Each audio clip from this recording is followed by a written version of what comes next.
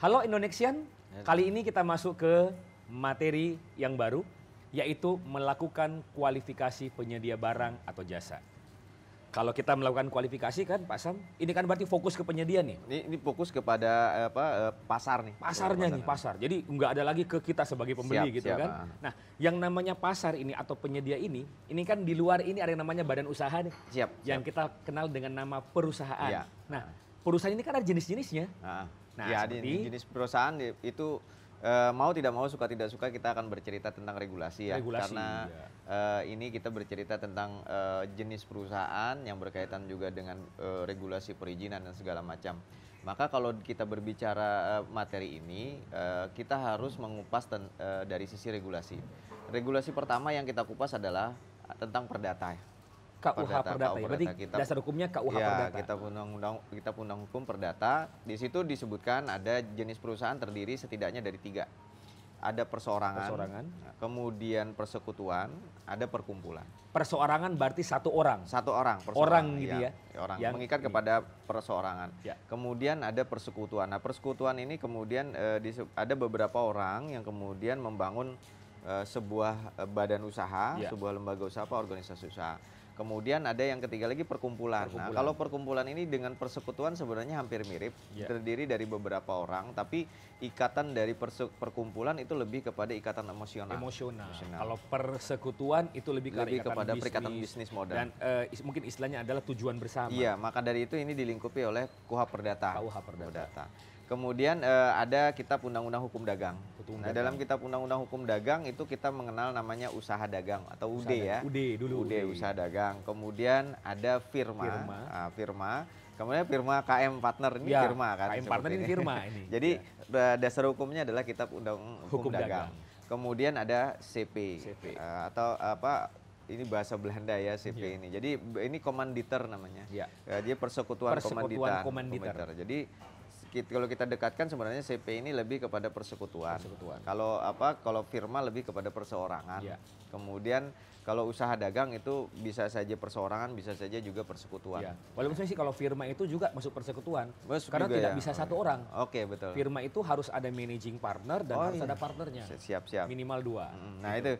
Kemudian selanjutnya itu ada regulasi tentang PT, perseroan terbatas. Kita ada undang-undangnya sendiri kan? Iya, ada undang-undangnya sendiri. Nah, jadi ada 3 regulasi yang melingkupi tentang menetapkan tentang jenis-jenis perusahaan.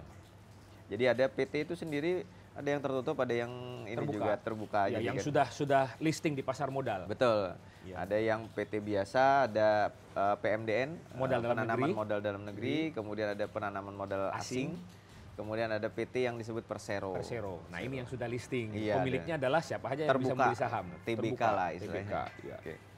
Nah, selanjutnya kita masuk ke jenis perusahaan berdasarkan state. Berdasarkan lokasi.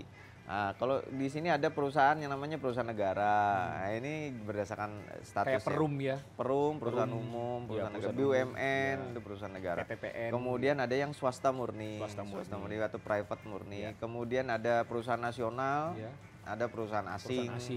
Kemudian yang lainnya ada juga PT terbuka, PT tertutup. Private dan tertutup. Nah, kalau kita lihat dari sisi regulasi lagi, Pak Sam, ini berdasarkan jenis-jenis perusahaan. Ini juga ada kan peraturan Menteri Perdagangan. Yang membagi menjadi perusahaan kecil, perusahaan menengah, dan perusahaan besar. Ini kan dihitung dari berdasarkan besaran modal kan? Besaran modal biasanya, besaran skala usaha, omset ya. Omset per tahunnya. Jadi kalau ini ada peraturan Menteri Perdagangan yang biasa kita sebut dengan SIUP. Izin usahanya. Perdagangan. Walaupun sekarang ini SIUP ini sudah mulai diintegrasikan dengan OSS. Iya, betul. Nah, jadi SIUP ini sebenarnya macam-macam sekali. Ada juga konstruksi juga masuk dalam SIUP sebenarnya karena klasifikasi baku lapangan usaha Indonesia-nya sama. Walaupun sebenarnya kalau di konstruksi lebih kepada merefer Undang-Undang Jasa Konstruksi. Betul. Yang izin usahanya itu adalah IUJK dan IUJK. Jadi kalau kita berbicara tentang SIUP-nya saja, itu perdagangan itu berbagai macam ragam. Tapi perdagangan terkait pembangunan konstruksi, bangunan gedung atau bangunan bangunan itu masuknya dalam izin usaha jasa konstruksi. Itu leg spesialisnya di situ. Nah, termasuk kecil menengah besar ini itu kan bukan hanya sekedar di Permendak. Dasar hukumnya itu kan undang-undang tentang UMKM. UMKM tahun nomor 20 tahun 2008. Nah, jadi kalau kita melihat di sini kita kan lagi berbicara tentang supplier saja nih. Ya, betul. Jadi di supplier itu ada istilah yang namanya kecil, menengah, besar.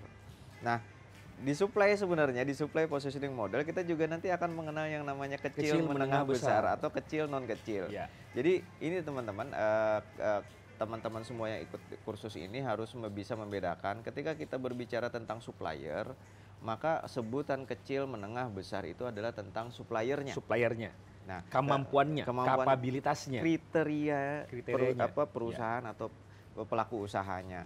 Tapi ketika kita berbicara kecil, menengah, besar, kecil, non kecil di wilayah supply, maka ini jangan diartikan dengan bahasa perusahaan. Tapi belum tentu yang ada di supply itu usaha kecil atau supply kecil itu hanya bisa diikuti oleh perusahaan kecil. Betul, ini konektivitas yang harus kita bedakan. Itu nanti di bahasan yang lain. Tapi secara substansi ini saya pengen tekankan sekali dalam pemahaman materi ini nanti juga akan ada tes dan segala macam juga. Jadi kita harus membedakan mana bahasa yang bahasa supply, bahasa supplier. Meskipun katanya sama tapi definisinya berbeda. Ya, ini dua hal yang berbeda. Siap. Nah, kemudian kalau kita bicara tentang masalah kualifikasi tadi, ya ada jenis perusahaannya kan kualifikasi nih. Juga yang namanya klasifikasi. Iya, betul. Ya, ada kualifikasi, ada klasifikasi. Ini detail lagi. Iya. Kalau kualifikasi itu ditandai dengan legalitas administratif ya. Betul. Misalkan kualifikasi itu dengan surat biasanya. Ya. Ada surat izin usaha, surat izin usaha perdagangan, ini kualifikasi. Surat izin usaha jasa konstruksi ini kualifikasi. Ya, kualifikasi. Betul. Nanti begitu masuk ke dalam klasifikasi ada tahap namanya uji. Karena melewati ujian, langkahnya kemudian disebut sertifikasi. Ya. Nah, ketika menyebut sertifikasi, kita mengarah kepada klasifikasi. Dan klasifikasi juga itu tidak sembarang. Tidak sembarang. Ada aturan yang mengatur seperti itu. Gitu. Nah, contoh misalnya kalau untuk yang perdagangan, ada yang namanya KBLI. Klasifikasi Baku Lapangan Usaha Indonesia. Nah, ini kategorisasinya, golongan pokoknya, golongan, subgolongan, kelompok, kemudian kita dengar juga namanya bidang, subbidang, dan segala macam. Nah, ini didapatkan oleh penyedia yang sudah memiliki kualifikasi, kemudian masuk dalam pasar kemudian menunjukkan kemampuannya, disertifikasi, setelah disertifikasi baru mereka mampu menyandang klasifikasi tertentu. Nah, khusus untuk pekerjaan konstruksi juga merujuk kepada Undang-Undang Jasa Konstruksi. Iya, betul. Di mana juga ada klasifikasi, bahkan kalau konstruksi ada namanya subklasifikasi. Jadi klasifikasinya seperti BG, bangunan gedung, kemudian sipil, spesialis, mechanical, electrical, dan lingkungan. Nah, itu dari sisi klasifikasi spesialisasi barang biasanya, supply-nya. Juga ada klasifikasi terkait dengan kompetensinya, yaitu misalkan klasifikasi K1 itu jadi subkualifikasi. Walaupun sekarang sebenarnya sih itu sudah dihilangkan, lebih fokus kepada kualifikasi K, MB, itu kualifikasi ya. Klasifikasi bangunan gedung atau sipil, subklasifikasi BG001, BG002, BG003, inilah yang disebut dengan subklasifikasi. Nah, kita harus memahami hal ini semua. Nah, itu. Karena akan berpengaruh terhadap siapa penyedia yang akan menyediakan barang atau jasa yang kita butuhkan. Bagian dari apa yang tadi kita sebut di materi sebelumnya, bahwa ketika kita menilai penyedia itu ada komponen yang disebut komponen kualifikasi. Nah, kemarin kan kita sudah sebutkan ada kemampuan, ada motivasi, ada keuangan, ada kualifikasi. Nah, ini yang kita bahas sekarang ini adalah tentang kualifikasi. Hal seperti itu. Ya, jadi ini cukup terang ya diskusi kita tentang masalah badan usaha ini atau perusahaan ini. Kita akan lanjutkan di materi-materi berikutnya. Betul, ya, saya Khalid Mustafa. Saya Samsul Ramli. Salam pengadaan. Nah, materi berikutnya masuk ke jenis.